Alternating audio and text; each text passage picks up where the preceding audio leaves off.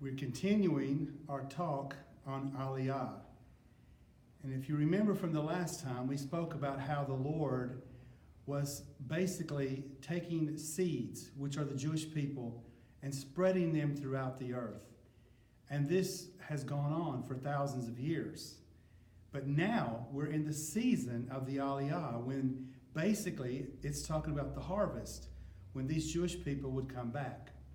If you think about it, if all the Jewish people that went to the nations, so now you have ethnic groups who are Jews from basically all the nations of the world. And so now they're coming back into Israel with the ethnicities of these nations of the world.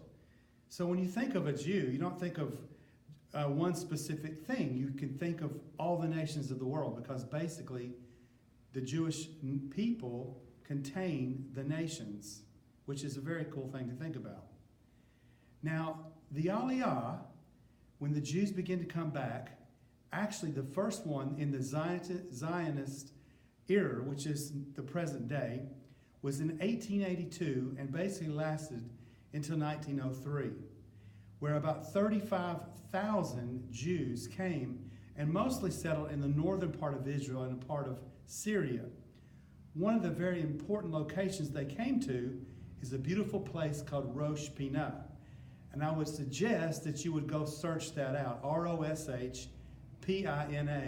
and look at the pictures and the history of this most beautiful place. In fact, it's the place where many of the Jewish people in Israel go to vacation, because it's so wonderful and so beautiful. It's not really a tourist destination for the rest of the world. Tourist groups usually don't even go there. But the point is, it was settled, beginning to be settled in this first Aliyah by Romanian Jews.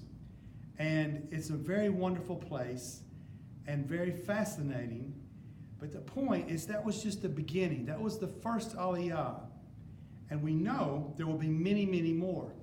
Because in Jeremiah, it speaks of the fact that the day will come when the world and the people of the world won't even talk about the first Exodus, when he brought his people out of Egypt. But it would be so massive of an Exodus that it would foreshadow anything else that happens in the Bible. In Psalm 137, it says, "By the rivers of Babylon, there we sat down, yea, we wept when we remembered Zion.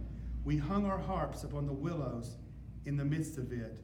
So you see that even then, when in that captivity of Babylon, it was something in the Jewish heart that wanted to be back in Jerusalem, to be back in the land of Israel.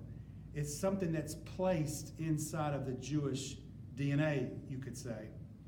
And even when you go to Israel, if you have the opportunity, as we have on multiple occasions, to talk to Jewish people, especially the young people that have made Aliyah just recently, and you ask them, why did you come back?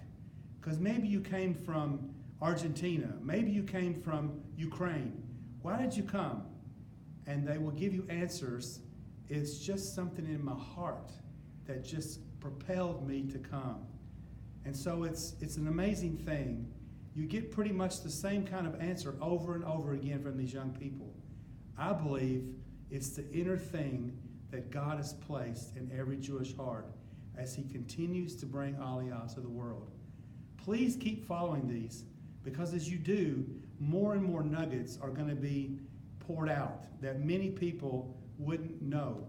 And it's an amazing thing, because it shows us truly what the Lord is going to do and is doing in these last days.